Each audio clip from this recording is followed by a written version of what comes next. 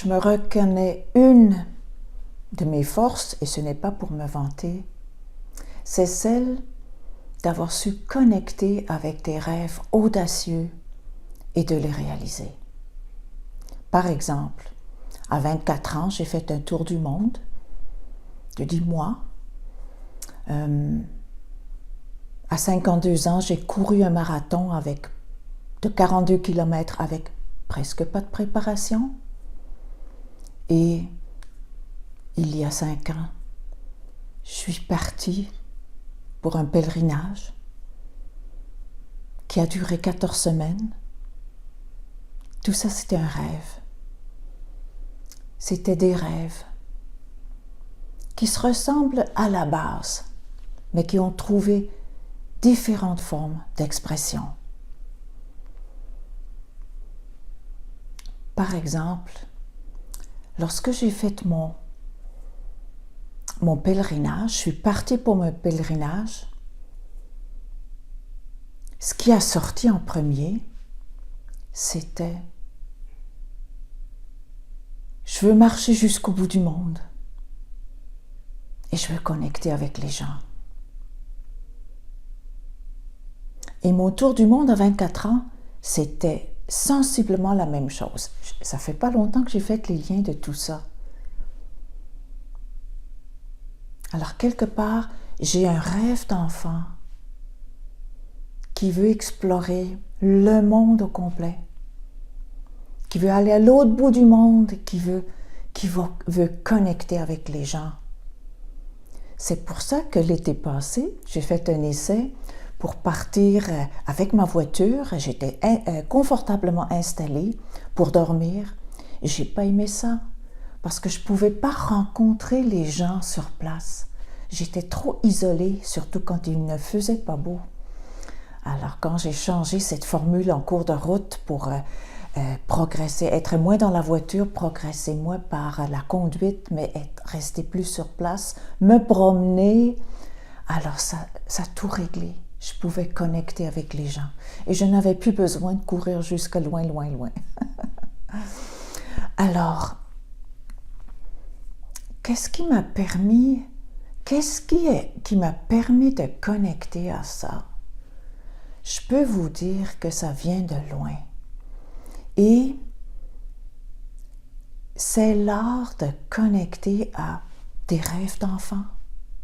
Pour moi, c'est ça qui est vraiment porteur dans le dossier. Ce n'est pas des rêves de tête. Moi, j'ai essayé plein de rêves et j'en ai fait aussi. J'ai réalisé des rêves de tête. Je suis allée, je ne sais pas combien de fois sur le mont Washington. J'ai fait des performances incroyables. Mais ça sortait d'un besoin de bouger, oui, de me dépasser. J'ai beaucoup ça, le besoin de dépassement, encore plus à ce moment-là que je l'ai fait. Mais ça ne m'a pas satisfait de façon durable. Ça n'a pas fait chanter mon cœur. C'est ça le défi. Connecter à des rêves d'enfant ou un rêve d'enfant très porteur et ensuite le décliner durant toute notre vie de diverses façons. Pour moi, faire ces capsules, c'est un autre voyage. Je ne sais pas où il va me mener, puis je n'ai jamais voulu trop savoir où mes voyages me menaient. Je voulais aller dans la surprise, je voulais aller au-delà de ce que mon cerveau pouvait imaginer. Mais à la base, il y avait ce rêve d'exploration. Et ça peut être tout à fait applicable à l'intérieur de soi. C'est ça qui est fantastique. Pour chaque rêve, il doit avoir une certaine démesure. Mais il y a après le défi de le traduire dans la réalité. Pour mon marathon de 40 km, je n'avais pas prévu ça, mais pas du tout, parce que je me serais dit, c'est pas possible. D'ailleurs, j'avais déjà commencé un entraînement et puis je m'étais blessée assez rapidement. Alors, c'était pas possible. Mais ce que j'ai fait, c'est... Le départ, c'était, je veux être une Olympienne. Mais j'avais 52 ans. Je fais ça comment, être une Olympienne? Et j'ai tellement pris ça au sérieux, ce rêve-là. Parce que c'était l'enfant de 10 ans, de 12 ans, de 14 ans, de 15 ans, qui rêvait, qui n'osait même pas rêver à ça parce que c'était pas possible, mais le rêve était là. Et à 52 ans, j'ai connecté à ça, imaginez-vous. Et là, je l'ai entendu et je m'en suis occupée.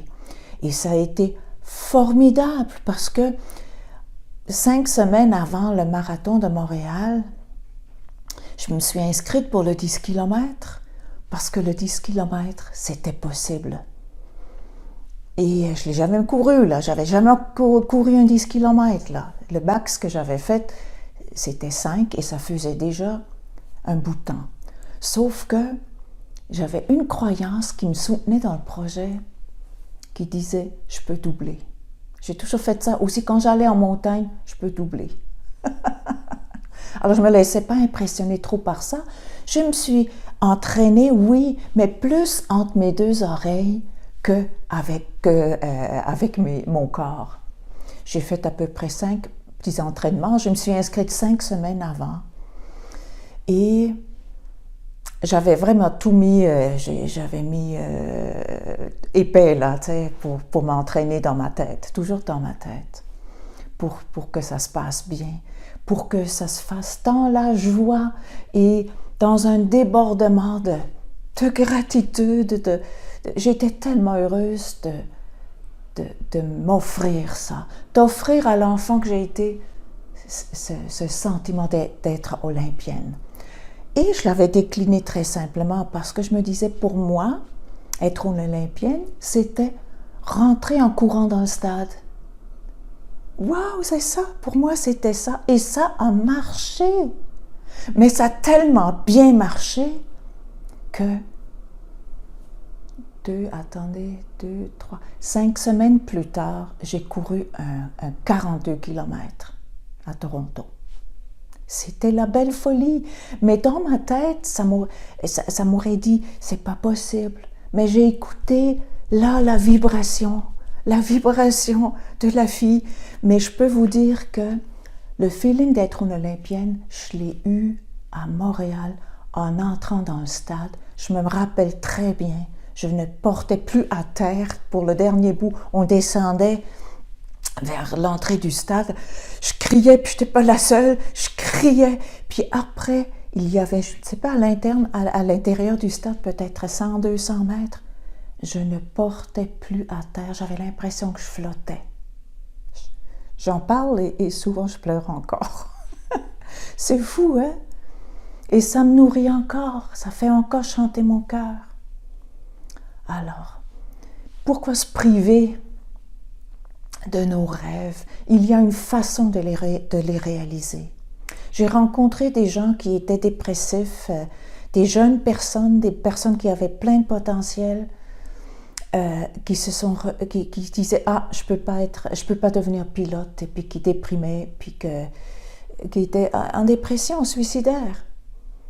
Alors qu'il y aurait eu des façons de lui donner le feeling d'être un pilote. X façons, mais la personne ne s'est pas donné la peine. Aïe, j'aurais pas cru que l'émotion monte encore, là, en parlant du marathon, ou du 10 km, là. C'est fou, c'est anodin, c'est banal.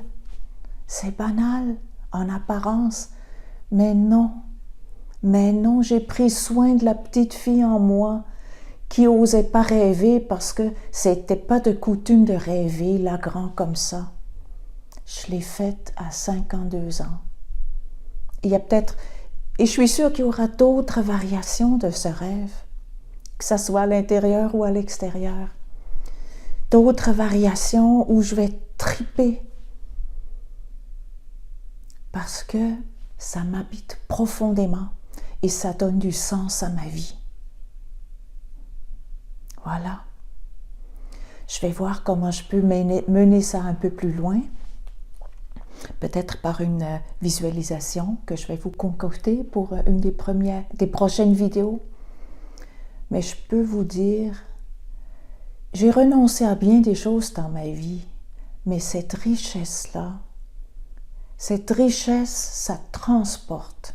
Et je suis sûre que ça transporte jusqu'au bout de la vie, jusqu'à la fin de la vie et au-delà. Au-delà selon ce qu'on croit. Ouais. Alors voilà, c'est un message important que je vous donne aujourd'hui. J'ai vu trop de gens aussi en coaching avoir des rêves de tête et c'est lourd, il faut travailler fort, il ne faut pas lâcher. Alors quand on connecte avec un rêve du cœur d'enfant, on ne travaille pas fort, il y a une grâce qui nous transporte. Comme j'ai été transportée dans le stade, écoutez, là j'ai des photos de ça, ouais, magnifique. Je vais peut-être vous en mettre une, tiens.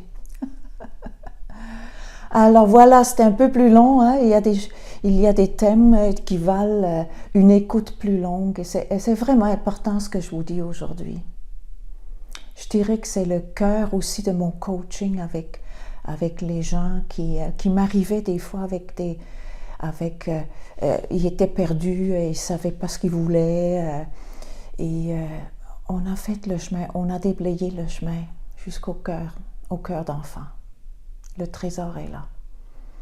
Voilà, je vous embrasse. À bientôt.